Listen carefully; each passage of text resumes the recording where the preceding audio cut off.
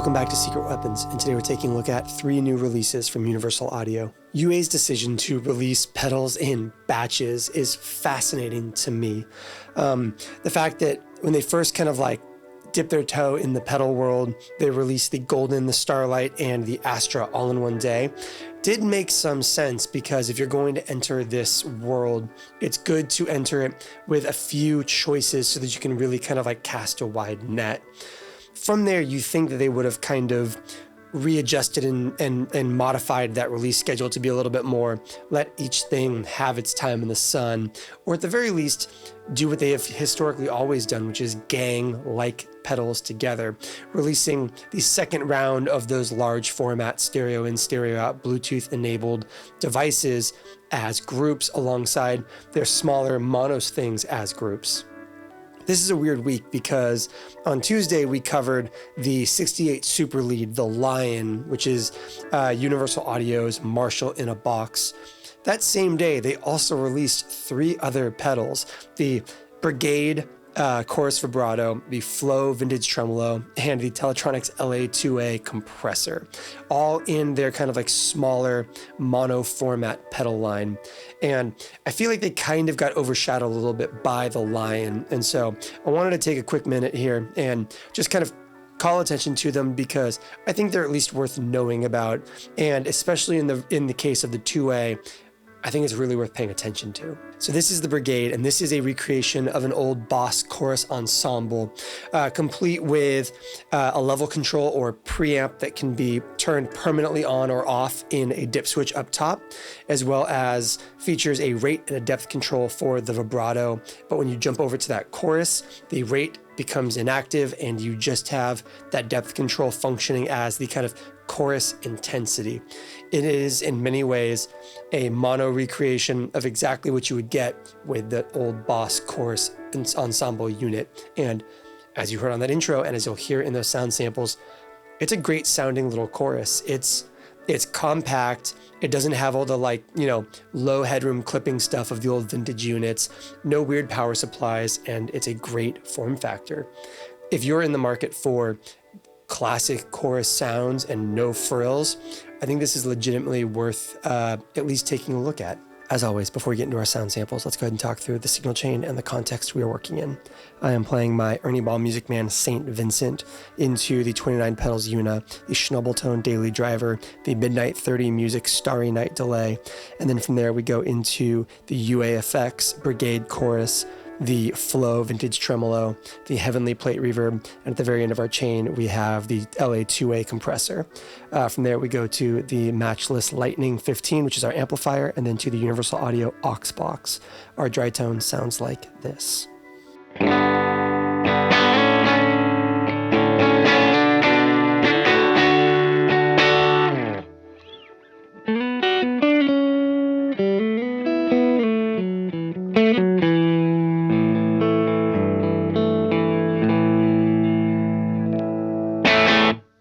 So let's start things off with the Brigade chorus and vibrato. As we've mentioned, this is based on an old Boss CE1, and so you have rate, depth, and level.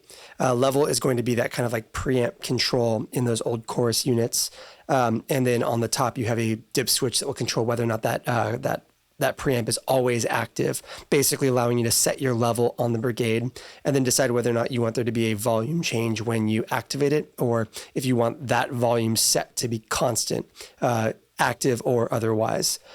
Rate and depth only apply to vibrato. When you're in the chorus mode, only the depth control works, and it controls the intensity of the effect. Let's start off by taking a look at that kind of preamp on and off control.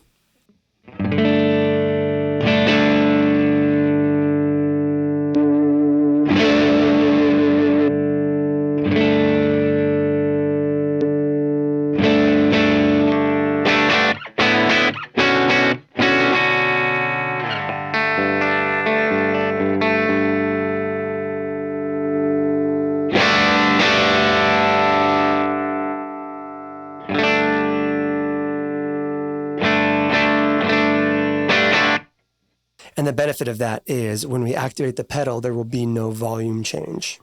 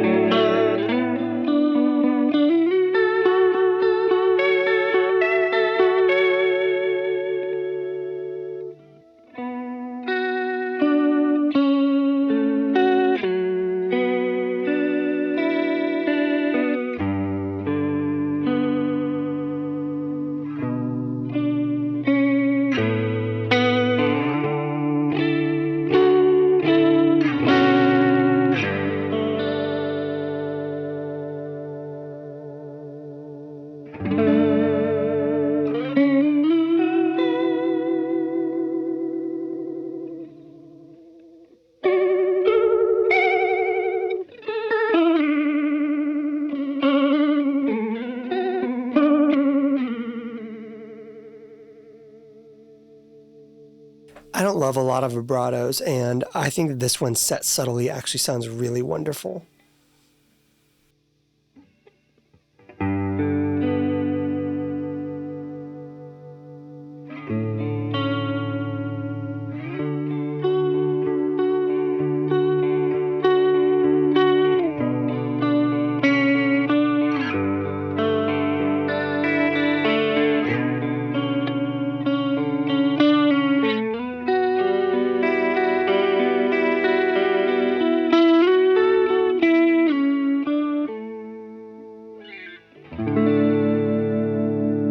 Let's jump over to that chorus.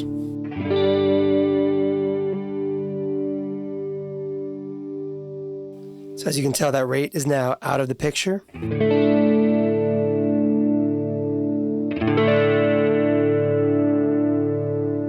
And now we just have that depth control.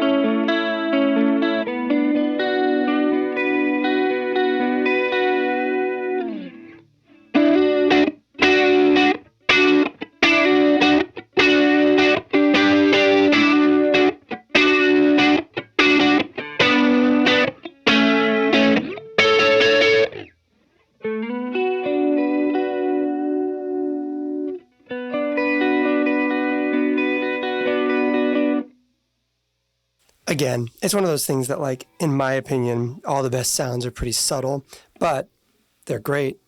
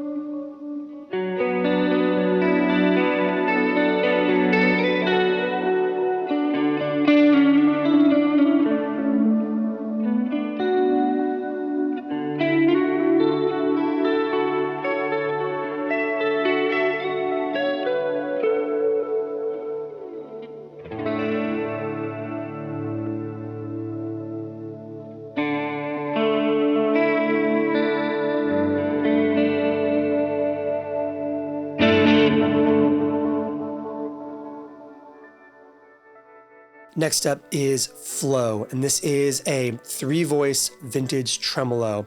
In the left position, you have Dharma, which is a very, very syrupy harmonic trem, like borderline Univide meets harmonic trem in terms of just like the vibe that it has.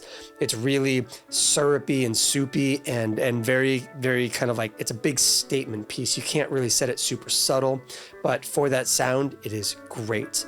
The middle position is the 65, and that is going to be very like vintage amp trem style amplitude tremolo. And on the far right, you have a square wave trem, which is going to be the choppiest and most aggressive trem in this thing. But there is something that is very interesting about this pedal that is unique to the small format that UA has come out with. And that is, up top here, you have a tap tempo control. Not external tap, mind you, but by flipping that switch, you can press the pedal to engage it and then tap your tempo for the tremolo on that same foot switch, and then press and hold and release to bypass. So you still have access to your bypass and kind of unbypassed states, but you also have access to a tap tempo. And I'm not sure why this is the only device UA has come out with that has this feature when they released a delay in the last round of these. I really wish this was on the delay, but I'm glad it's on something, and I'm hoping it's a sign of some stuff to come for UA listening to their customer base and hopefully making some changes to these small formats for little quality of life improvements, because I would love to see more, even just little things like that. I would love, honestly, external tap on these devices, but even to include the ability to do some sort of tap, this is a worthwhile step forward, even if I would prefer that it was on a more intentionally time-based device than just tremolo. Moving over to the Flow, you once again have a kind of a rate and depth control. In this version, it's speed and depth.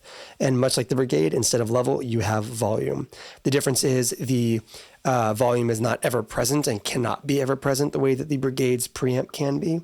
But you've got the Dharma, the 65, and the Square Wave as your three tremolo modes. And then up top, you have a buffered bypass switch, as well as the ability to actually operate this tremolo with a tap tempo, which is great.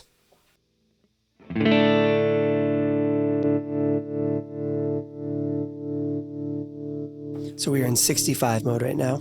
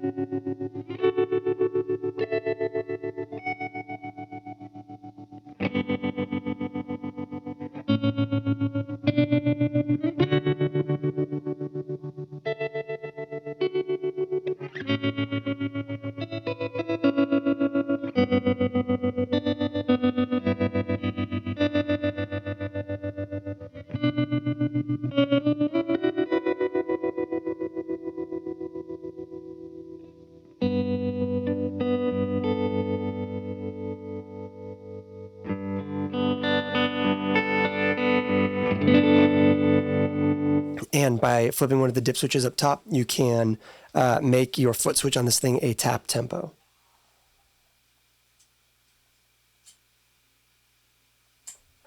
Press and hold, then release to bypass. Press it again to re-engage. So it still works as your actual bypass switch with a little bit more work. But when it's engaged, you have it as a tap.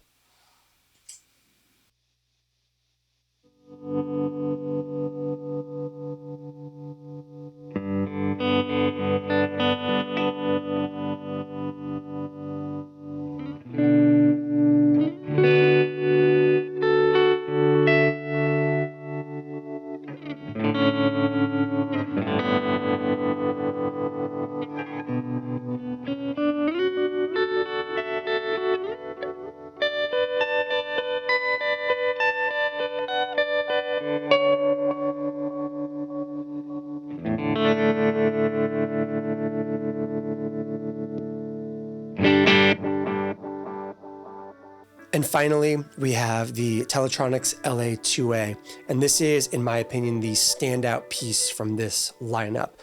I love a 2A. I use them constantly in my mixing. I use different versions of UA's 2A plugins on almost every guitar in a mix that I am producing, with the only exceptions being solos. I will sometimes use an 1176, or for something really aggressive, I will sometimes grab a 76 instead, but probably 8 out of 10 times, I'm putting a 2A on almost every guitar in my mix. It is a great compressor, and it's not just a great compressor, but it's a great end of chain compressor. It's great energizing, and it's great glue, and it's a great piece of the puzzle for taking all the disparate pieces of your guitar signal and causing them to feel very cohesive. So on that intro track, we actually have the 2A at the very end of our signal chain, beyond our reverb, beyond our delay, beyond our modulation, beyond our drives.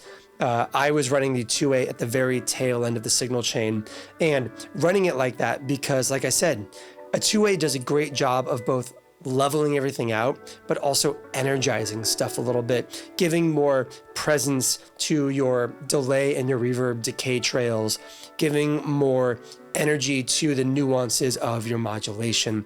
I think the 2A is a fantastic compressor to kind of glue a guitar part together at the very end of its chain. And so that's how I ran it on that intro, and that's how we will run it in our sound samples as well. The control scheme is very straightforward. It's exactly like what you would expect out of the real 2A compressor in terms of gain, that peak, which is going to be kind of the point at which you begin compressing. And then in the middle, you have your compressor and your limiter switch. A mix control, which is nice because the hardware units don't typically have a mix control, but this is obviously adapted for a guitar. And one fun little kind of quality of life upgrade here is up top, you have your release speed. You have the stock or a slightly faster one. The 2A can get a little bit saggy. The 2A can be kind of a slow compressor, which is why I think it's such a compelling end of chain thing in the first place. But being able to kind of change that release speed from its normal to a faster one makes it a more versatile pedal board compressor. And let's wrap things up by taking a look at the LA-2a compressor. I've got it at the end of chain, as discussed earlier, because that's basically where I use a 2A in the studio, and having a 2A at kind of like end of chain mastering position is really, really cool for activating all of your other like wet effects and kind of giving everything a little bit of glue. But let's start by taking a look at the actual control scheme and using it as a dry compressor, and then we'll make that jump over to kind of what I like it for. The control scheme is pretty straightforward. You have the standard LA-2a style of kind of controls, which is going to be your input gain, your amount of compression or your peak, and then your switch between comp and limiter. The 2A pedal as a bonus over the plugin gives you the ability to choose between the original attack and release rates or a faster version of it, making the 2A pedal format a little bit more of a snappy compressor than the plugin or hardware iterations would be. And then you also have a mix control. So let's get into it.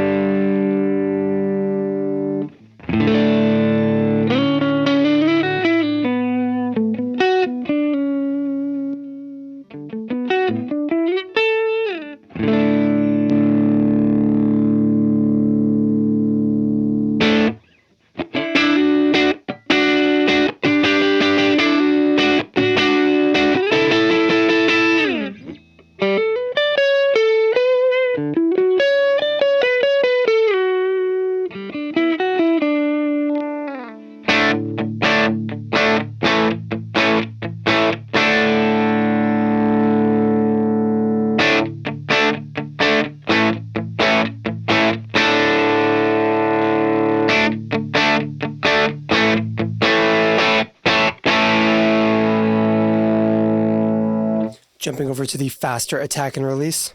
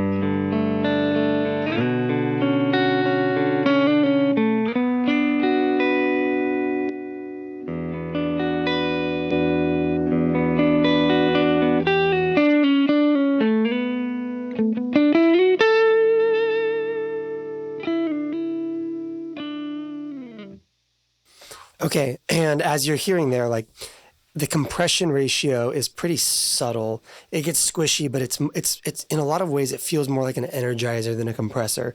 And so let's go ahead and take it out, put together a little bit of like a kind of ambient thing, and then show you how you can use the 2A to kind of really add energy to your delay and reverb trails, as well as provide a little bit of glue without needing to go into your DAW or out to front of house and add compression there.